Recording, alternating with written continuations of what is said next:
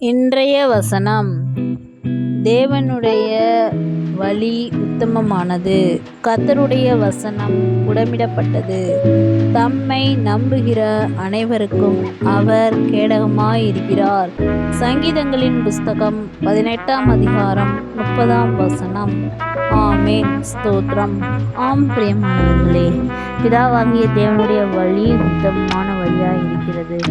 அவருடைய அந்த பரிசுத்தமான வழியை நாம் பின்பற்றி நடக்க வேண்டும். கர்த்தருடைய வசனம் புடமிடப்பட்டது.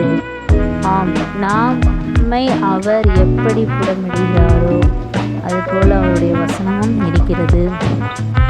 தம்மை நம்புகிற அனைவருக்கும் அவர் கேடகமாய் இருக்கிறார்.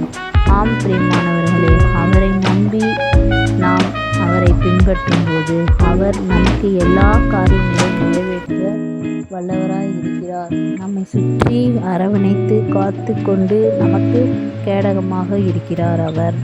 ஆம், நாம் அப்படிப்பட்ட பிதாவாகிய தேவனை நாம் பின்பற்றி நடக்க வேண்டும் என்பதே. ஆமென். ஸ்தோத்திரம்.